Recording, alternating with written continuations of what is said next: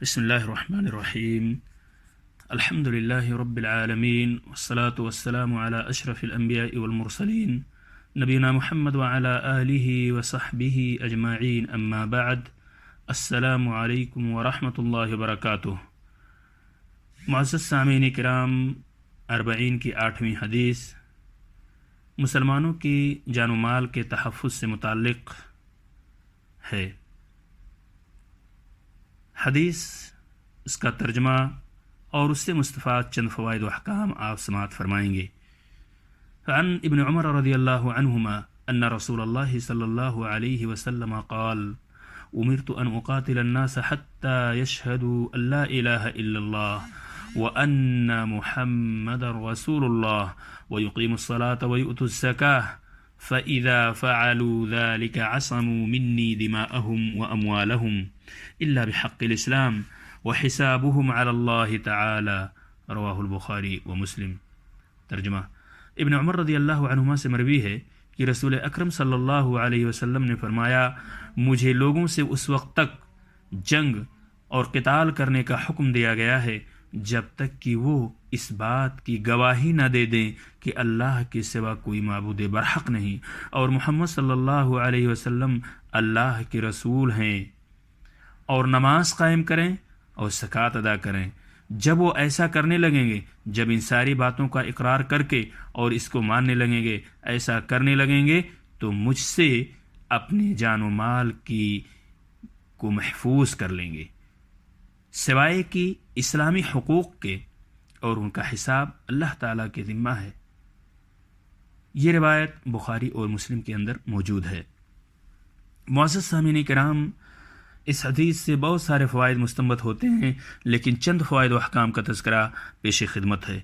یہ حدیث عام ہے، لیکن قرآن مجید کی ایک آیت اسے خاص کر دیتی ہے۔ اللہ تعالیٰ کا ارشاد ہے، قاتل الذین لا یؤمنون باللہ ولا بالیوم الآخر ولا یحرمون ما حرم اللہ ورسولہ ولا یدینون دین الحق من الذین اوتوا الکتاب حتی یعطوا الجزیۃ عن ید وهم صاغرون۔ التوبہ آیت نمبر 29۔ ان لوگوں سے لڑو، یعنی قتال اس وقت تک کرو جو اللہ پر اور قیامت کے دن پر ایمان نہیں لاتے، جو اللہ اور اس کے رسول کے حرام کردہ شے کو حرام نہیں جانتے، نہ دین حق کو قبول کرتے ان لوگوں میں سے جنہیں کتاب دی گئی ہے، یہاں تک کہ وہ ذلیل و خوار ہو کر اپنے ہاتھ سے جزیہ ادا کریں۔ سامعین کرام، لوگوں سے جنگ اس وقت تک فرض ہے حتیٰ کہ وہ دین اللہ کے دین میں داخل ہو جائیں یا پھر جزیہ ادا کریں، ورنہ قتال اور ان کے ساتھ جنگ ہے۔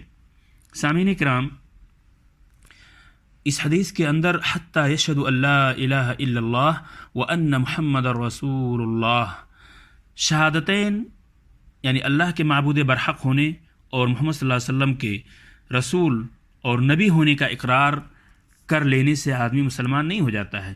اس کے بعد اگر وہ اسلامی شریعت پر کاربند ہوتا ہے تو اس کے بھی وہی حقوق و فرائض ہیں جو دیگر مسلمانوں کے ہیں، لیکن اگر وہ صرف زبانی ہے، وہ کسی رکن کو ترک کر دیتا ہے، اور ایسے لوگ اپنا ایک پرشوکت گروہ بھی بنا لیتے ہیں تو ان سے جنگ کی جائے گی۔ زبان سے تو اقرار ہے لیکن اس کو عملی جامہ نہیں پہنا رہے ہیں، چلیے ٹھیک ہے، لیکن پھر کسی ایک رکن کا اسی بیچ میں انکار بھی ہو رہا ہے۔ مثال کے طور پہ زکوٰۃ کی ادائیگی تو کی جا رہی ہے، نماز کا انکار کیا جا رہا ہے، یا نماز کی ادائیگی ہو رہی ہے اور زکوٰۃ دینے سے انکار کیا جا رہا ہے، تو کسی بھی ایک رکن کو ترک کر دیتا ہے اگر، تو ایسے لوگ اپنا ایک پرشوکت گروپ بھی اگر بنا لیتے ہیں تو ان سے بھی جنگ کی جائے گی۔ معزز سامعین کرام، صلاۃ قائم کرنا یعنی نماز ادا کرنا اور زکوٰۃ کی ادائیگی، یہ اسلام کا ایک حق ہے۔ اسلام کے بنیادی 5 رکنوں میں سے نماز ایک رکن ہے اور زکوٰۃ بھی انہی 5 میں سے ایک ہے۔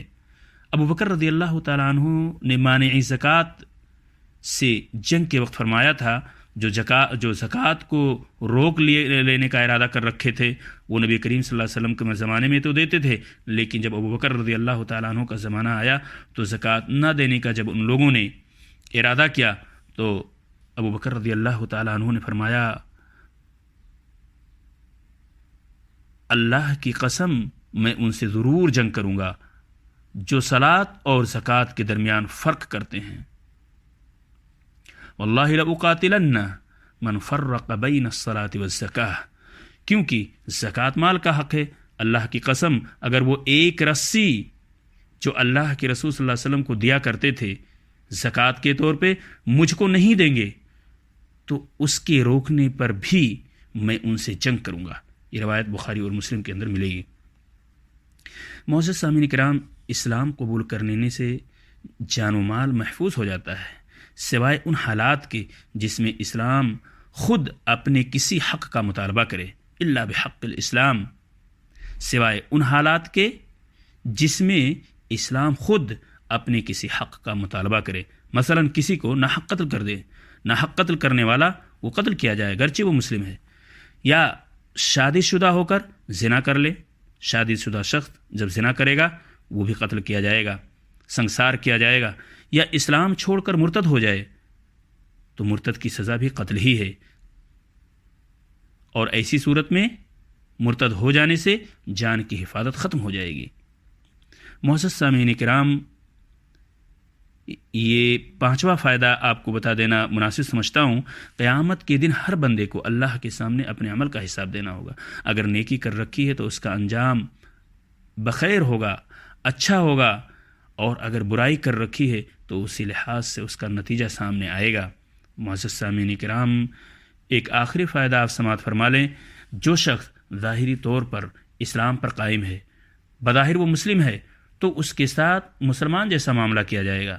اس کے دل اور اندرونی کیفیت سے متعلق کوئی رائے نہیں قائم کی جائے گی جب تک کہ کسی ظاہری عمل سے اس کے خلاف نہ معلوم ہو جائے، کہ ظاہری عمل سے یہ پتہ چل جائے کہ یہ شخص اسلام پر قائم نہیں ہے. اگر وہ منافق ہے تو اس کا حساب بروز قیامت ہوگا. اسلام ظاہر کر رہا ہے لیکن داخلی طور پہ وہ منافق ہے، اسلام کا دشمن ہے، تو ایسے شخص کا حساب بروز قیامت اللہ کے ذمہ ہے. امید ہے کہ سامعین کرام آپ نے ان احادیث سے استفادہ کیا ہوگا. اللہ تعالیٰ سے دعا کہ اللہ تعالیٰ مزید ہمیں ہمارے اندر دین اسلام سیکھنے کا ذوق و شوق پیدا کر دے. آمین. السلام علیکم ورحمۃ اللہ وبرکاتہ.